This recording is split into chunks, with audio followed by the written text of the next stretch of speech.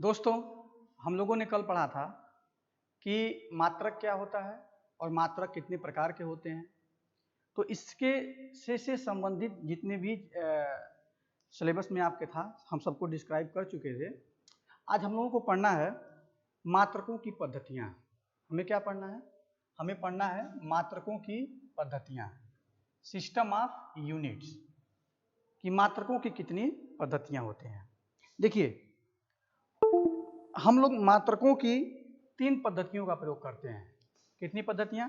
देखिए, पद्धति क्या होता है जिसको बोलते हैं सिस्टम। सिस्टम का मतलब ये हो गया कि हम लोग मात्रक को 3 ऐसे सिस्टम, ऐसे पद्धति हैं जिसमें हम लोग किसी भी भौतिक राशि के मात्रक को व्यक्त किया जाता है। तो आइए सबसे पहले हम लिखते हैं कि मात्रकों की कितनी पद्धतियां हैं। मात्रकों की 3 पद्धतियां हैं। मात्रकों की क्या है? मात्रकों की 3 पद्धतियां हैं। अब आप सोच रहे होंगे कि ये 3 पद्धतियां कौन कौन सी हैं। तो आप देखेंगे कि इसमें जो पहली पद्धति है उसको हम बोलते हैं MKS unit system. MKS unit system.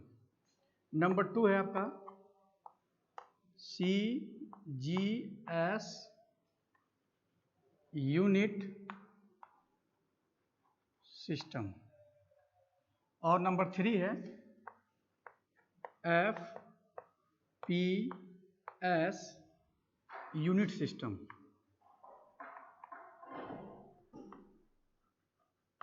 तो आपने पाया कि यहाँ पर मात्रकों की कितनी पद्धतियां हैं। यहाँ पे मात्रकों की 3 पद्धतियां हैं। पहला है MKS यूनिट सिस्टम, सेकेंड है CGS यूनिट सिस्टम और तीसरा क्या है? FPS unit system. अब इस तीनों यूनिट को जो है हम लोग समझेंगे बारी बारी से कि MKS और CGS और FPS में हम लोग कैसे किसी क्वांटिटीज को रिप्रेजेंट करते हैं। देखिए, यहाँ पे जो MKS लिखा हुआ है, यहाँ पर जो आप देख रहे हैं कि लिखा है पद्धति। आप पद्धति हम लिख दे रहे हैं, यहाँ पे लिखा हुआ है, मान लीजिए यहाँ पे लिखा है MKS, एक लिखा हुआ है यहाँ पर CGS और एक यहाँ पे लिखा हुआ है FP और S। ठीक है, तो इस तरह से आप पाएंगे कि मात्रकों की जो है कितनी पद्धतियां हैं। मात्रकों की 3 पद्धतियां हैं। मात्रकों की 3 पद्धतियां हैं और तीनों पद्धति के बारे में हम लोग पढ़ने वाले हैं कि कौन कौन सी पद्धतियां होती हैं। ठीक है, तो देखिए, जो यहाँ पर MKS पद्धति लिखा हुआ है, इसमें जो पहला वर्ड होता है, चाहे इसका भी पहला वर्ड हो, चाहे इसका पहला वर्ड हो, चाहे इसका पहला वर्ड हो, ये सभी क्या है? लंबाई के मात्रक होते हैं। जैसे MKS में जो पहला लेटर है ये क्या है? M है। CGS में पहला लेटर क्या है? C है। और FPS में पहला लेटर क्या है? F है। ये सभी क्या हैं? ये सभी क्या हैं? ये लंबाई के मात्रक हैं। तो MKS में आप पाएंगे कि लंबाई का मात्रक क्या होता है। MKS में लंबाई का मात्रक होता है, हम दिखाते किससे हैं? M से, और ये होता है मीटर। ओके, मीटर होता है। CGS में लंबाई का मात्रक क्या होता है? यहाँ पे लिखा हुआ C, इसका होता है सेंटीमीटर। Centimetre, centimetre. FPS में क्या होता है? FPS में पहला लेटर लिखा है F, तो इसका मतलब क्या होता है? फुट। फुट। ठीक है, फिर जो यहाँ पे सेकेंड लिखा हुआ है, MKS में K, CGS में G और FPS में P, ये सभी किसके मात्रक हैं? ये सभी द्रव्यमान के मात्रक हैं। तो यहाँ पर हम लिखेंगे क्या? यहाँ पे लंबाई हो गया लेंथ, सेकंड क्या है? मास, इसको बोलते क्या है? द्रव्यमान। तो MKS में आप पाएंगे कि द्रव्यमान का मात्रक क्या होता है? K का मतलब हो गया किलोग्राम। kg में आप लिखते हैं किलोग्राम।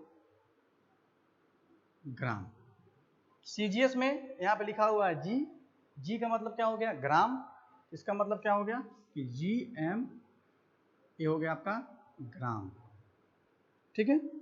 FPS में क्या लिखा है, FPS में लिखा है P, इसका मतलब क्या होगा पाउंड, यहाँ पे लिखेंगे हम लोग P से पाउंड, POUND, पाउंड नहीं, पाउंड में तालाब हो जाएगा, POU है, POND नहीं होता, पाउंड।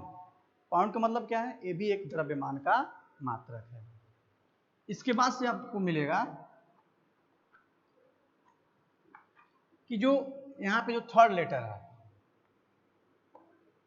ये सभी क्या है, टाइम, इसको हम बोलते हैं समय, ये सभी किसके मात्रक हैं, समय के, इसको हम बोलते हैं सेकंड, ये भी सेकंड, मतलब तीनों यूनिट सिस्टम में क्या होते हैं, थ्री यूनिट सिस्टम है,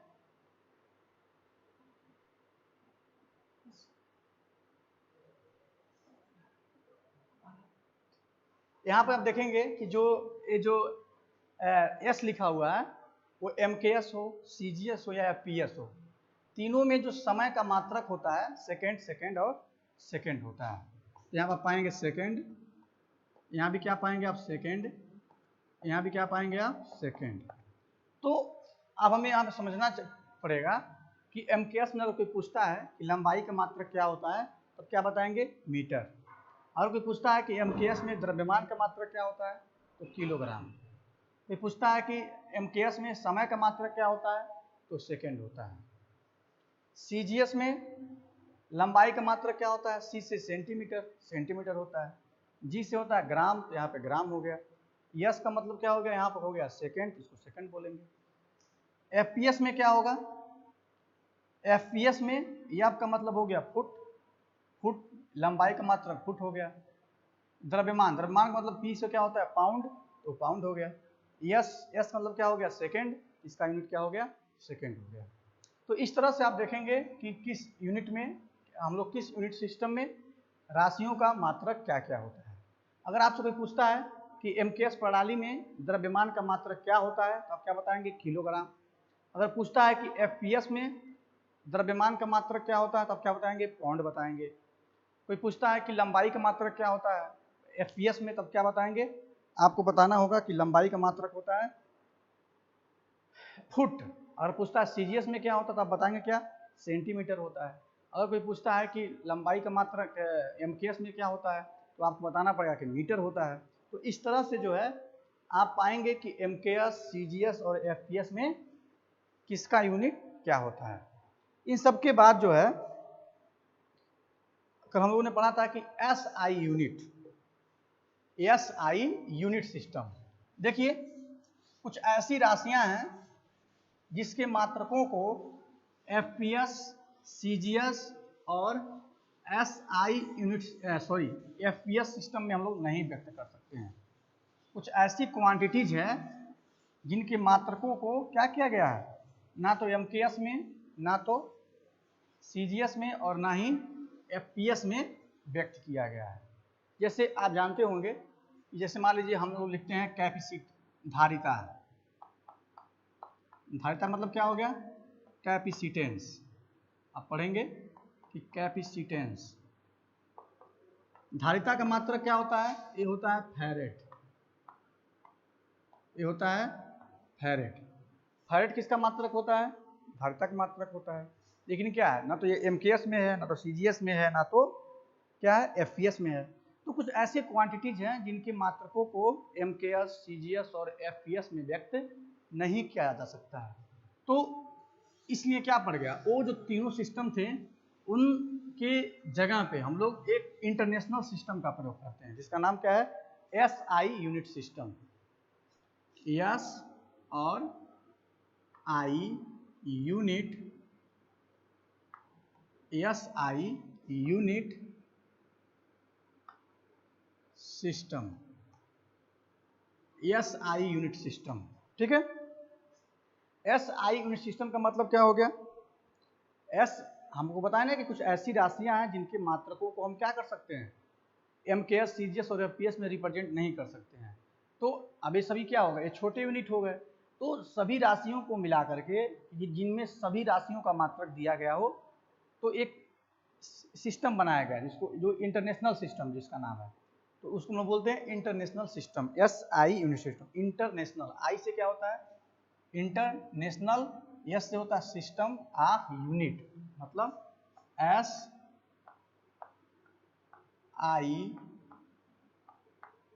मात्रक प्रणाली, SI मात्रक प्रणाली, SI यूनिट सिस्टम।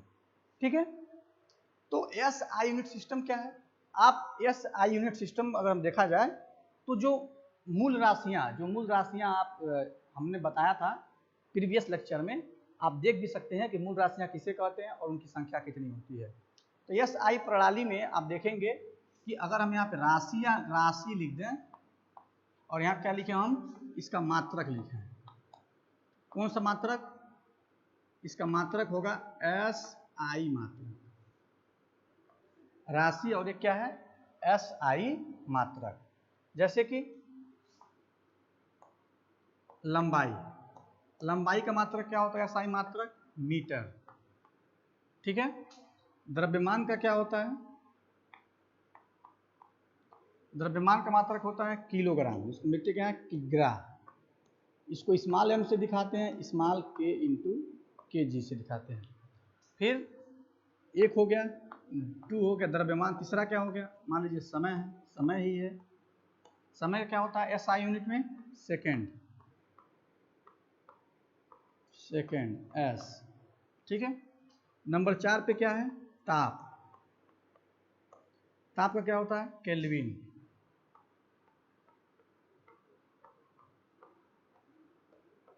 केल्विन का हो गया K। फिर आप पाएंगे 5 में ताप हो गया विद्युत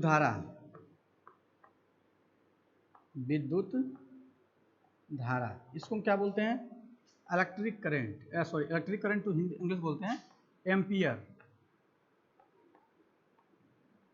इसका क्या होता है? कैपिटल A या स्मॉल AMP, एम्पियर। ठीक है, और 2 और बच गया, उसको हम यहाँ लिख दे रहे हैं, 2 और क्वांटिटी बच गई, 5 तो हो गया,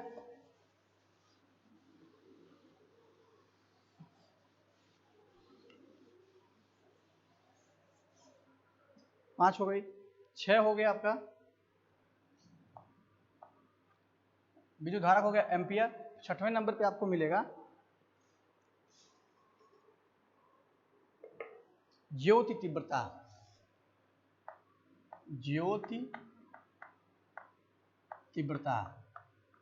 इसका SI यूनिट क्या होता है? कैंडेला। इसको दिखाते किससे हैं? स्मॉल c इंटू CD से। 7वें नंबर पे क्या मिलेगा? जो तीव्रता के बाद से, इसके बाद आपको मिलेगा पदार्थ की मात्रा।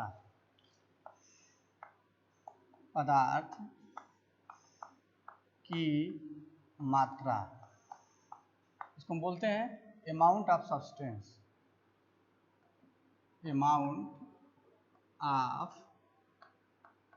सब्सटेंस, पदार्थ की मात्रा, जिसका यूनिट क्या होता है? इसका यूनिट होता है SI यूनिट होता है मोल।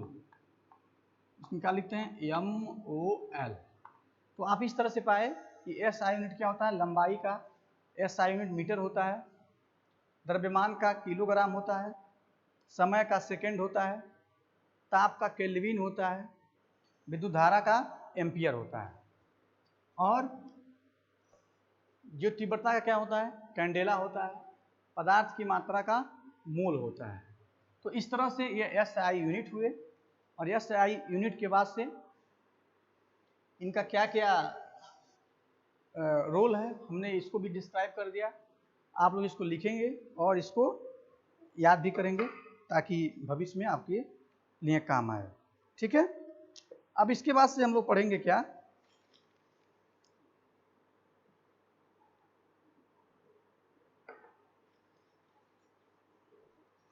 हम लोग मात्रक पढ़ लिए थे, व्युत्पन्न मात्रक पढ़ लिए थे। अब हम लोगों को क्या पढ़ना है? डायमेंशन। ठीक है, लेकिन हम डायमेंशन किस में पढ़ेंगे? नेक्स्ट लेक्चर में। ओके।